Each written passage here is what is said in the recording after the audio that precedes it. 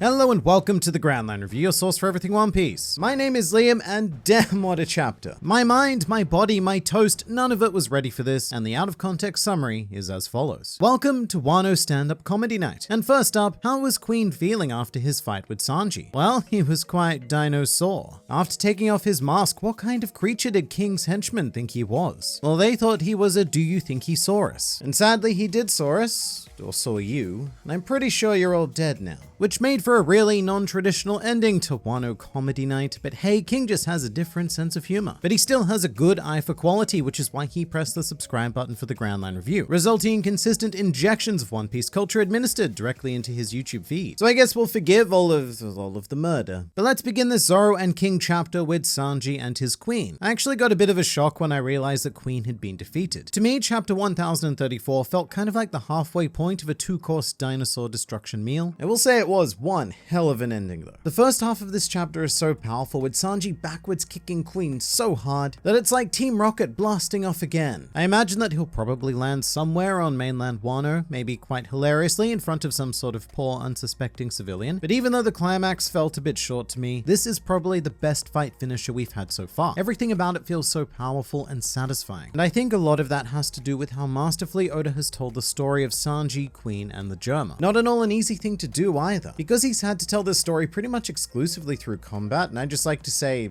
well done. Plus the mouse, holy crap, the mouse. I didn't even realize that connection last chapter. When Osame came in looking for Chuji, my failing mind brain didn't put any of that together. I thought, okay, a mouse, that's a fun arbitrary choice. Could have been a cat, could have been a dog. No, it needed to be a mouse because damn, that hit me hard here. Overall, this fight was amazing. I don't know how else to say it. And I think it's gonna be a bit of a rough ask for any other to top it. Not that we have all that many left. Right now it's the big boys, Luffy versus Kaido, and then we've got the slightly smaller boys versus Big Mom, and of course the fight of the century, Raizo versus Fukurokuju. Out of all of those, the only one that has even the slightest chance of topping this is Raizo versus Fukurokuju. And we'll get into this in a bit more depth, but I guess I was kind of right about King and Queen being defeated in the same chapter. Kind of, not really. But I mean, I'm pretty much 100% convinced that King is now down for the count as well. We just don't have that classic Oda confirmation of seeing his face with white eyes and missing teeth, or a fun special Oda box stating who won the fight, which is what happened with Sanji. And I'm always fascinated when Oda chooses to use these because it's very inconsistent. So much so that they're obviously not a blanket stylistic choice. My guess is that it's being used here because without it, it may not be clear enough that Queen was actually defeated. And to be fair, as a seasoned denizen of the internet, I feel like I can see how things would go down if it wasn't there. People would be jumping to conclusions like, nah, Queen's gonna transform, do some mechanical Spider-Manning, hop back on the island, awaken his devil fruit, and initiate Sanji versus Queen round 2, which if it did happen would end in exactly the same way and thus defeat the point of, I guess, doing it. So I guess I'd like to thank Oda for preventing that. But one of my favorite things about the chapter is the timing of our new cover story. Just as Queen is beaten and Sanji has wrapped up this whole Germa character arc, we immediately switch focus to what the Germa are doing. And this is a fairly unexpected cover story for me because Whole Cake Island didn't leave them on a particularly high note. Then again, it also left Jinbei on a pretty low note, but just look at him now. And fun fact here, it's entirely possible that we have gone back in time to experience this cover story, because weeks and weeks have passed since Whole Cake Island, and maybe the Germa were captured and are just making their escape now, with Big Mom and her variety of spawn being busy on Wano. But we could also be looking at what happened pretty much immediately after we left. So I'm hoping that this cover story will provide some answers as to exactly what happened after Whole Cake Island, because right now it's like Oda left these characters dangling off a cliff, but rather than explaining how they got off the cliff, Oda just decided to erase the cliff and thus everyone was fine. But now it's time to get regal. We have a mighty fine king to dissect here, which is probably exactly what the punk hazard scientist said when he arrived at their facility. A big part of me definitely wasn't expecting King to be such a handsome devil, because this is One Piece, and at this point I'm very much trained to expect the extremely wacky, goofy designs from everyone. But King is one hell of an aesthetic shot to the system. He looks like a main character, or at least a main antagonist. And initially I couldn't help but think of Waifu hyper, simply due to the facial tattoo. They both have this pattern around their left eyes, almost completely encircling them, but not quite. So whether that's a coincidence or, there's some sort of connection, maybe, there might be, there might not be, but it's a thing. And King also gives me massive Sephiroth vibes, which pretty much anyone with long light hair, a long black outfit, and a giant Sodoma bob is liable to do. But by far the most interesting part of this chapter to me was the one-page King flashback. This is the sort of thing I've been craving since the beginning of Wano. I want to understand how Kaido and the Beast Pirates came to be, in the same way that Whole Cake Island told us the story of how the Big Mom Pirates were born into the world. And a big thing this flashback finally confirms is that Kaido was indeed a prisoner of Punk Hazard. This is something that has been speculated on for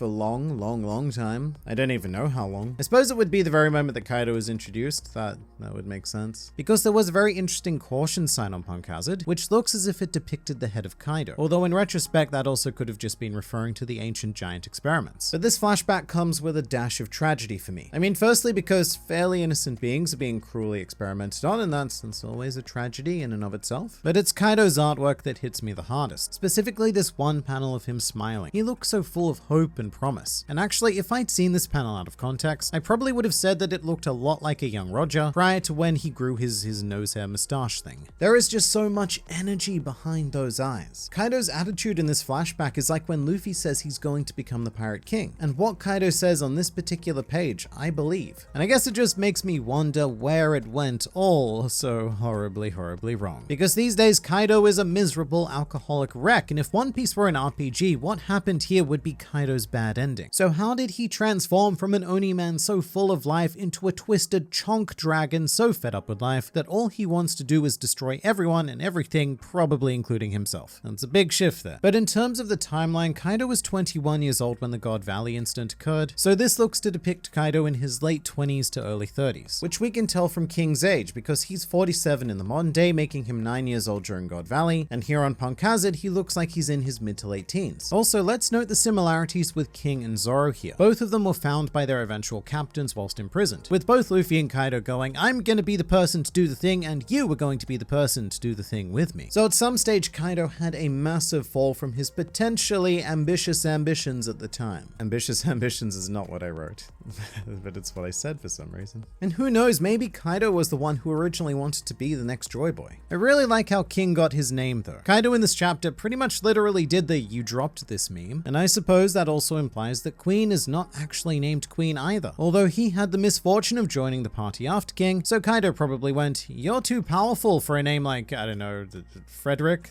That's Queen's name now. But you're also not quite powerful enough to be a king, so you're going to be my queen. And at this point, Jack might not even be Jack's real name. I mean, is anything real in this fictional pirate comic? There was a fun tidbit dropped about Lunarians though. Allegedly, the world government will pay 100 million berries not to catch one, but simply for information on one, which I suppose fits the theming of Kaido's crew. Queen can't lose weight or he'd be too popular. King can't take off his mask or he'd definitely be too popular. And Jack can't win a fight or he'd be somewhat popular. And even though I do think that King again is down for the count after this chapter, this doesn't feel like the end of his story. The whole Lunarian business is just far too big of a plot point to never be explored again. Kind of like Pudding with the Three-Eyed Tribe. Something to be delved into much further down the line. And then there's Zoro. I don't want to be that guy, but other than taking on two Emperors of the Sea at the same time, Zoro still has yet to be very seriously challenged in the New World. King is the closest yet, but Zoro was fighting him heavily handicapped, with both Enma and his own body threatening to kill him at any given moment. And meanwhile, King just reached his natural limit without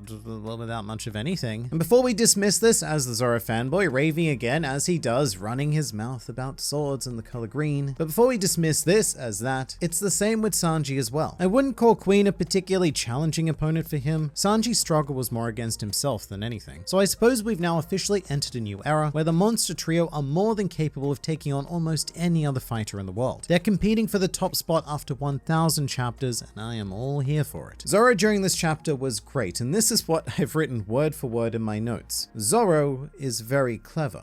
That's it. That's the entire note. As it turns out, being a Lunarian was less concernsome, and Zoro was able to figure out the gimmick of King's abilities, which I also thought was quite a clever move by Oda to have this mode switch function. And I always enjoy stuff like this because it's very easy for authors to get trapped in the whole, to beat the strong character, my character needs to be the stronger sort of trap. But here we have a fairly simple answer. Zoro figured out the trick and then he used his mind brain to make every strike count. We should also mention that the end of this chapter is a direct reference to something Oda drew in 1994, which is Monsters, a one-shot that is actually canon in the One Piece world, featuring the samurai Ryuma slaying a dragon, and Zoro's final attack is a direct reference to this. Both spreads feature the swordsman in question dramatically leaping into the air before promptly dismembering a dragon, and I'm actually convinced that this is the only reason why King's powers function like this. The reason why he can manipulate super hot fire into a dragon is because Oda wanted to draw this scene, kind of coming full circle with the Zoro-Ryuma connection, which should probably put a stop to all of the Zoro kills Kaido theories, as the biggest piece of evidence to support that was Zoro's parallels to Ryuma and the need to slay a dragon. I mean, they were somewhat right. We just found a different dragon. The one thing I am slightly sad about is that we never got to see King use his special Pteranodon attack with his normal face, but hey, that's what fan art's for. Someone, please. Oh, and also Zoro and King had some fantastic banter during this chapter. I love the final exchange where King is all like, I'll remember you as a proficient sword dude, and Zoro just snaps back with, yeah, you'll remember me, you flying fuck. But really, this is it. Right now, the only relevant member of the Beast Pirate still standing is Kaido. This is Endgame Wano with a couple of extra steps in regards to Big Mom and CP0, but we are pretty much done for the year, and what a wild ride it's been. To think that we started this year with the worst generation versus Kaido and Big Mom, and now we're ending it with pretty much everyone beaten except for Kaido and Big Mom. 2022 is going to be explosive, especially the first half. If all goes how I suspect it will, we'll have the end of Wano, the big global catch-up with all of the massive reveals and info dumps, and then by the end of the year, we'll have begun an entirely new arc. We'll see, I guess, but right now I am feeling pretty damn excited about the finale of Wano. So excited that here's another video, because there's always more to learn, explore, and experience with this wonderful series, so I look forward to seeing you there.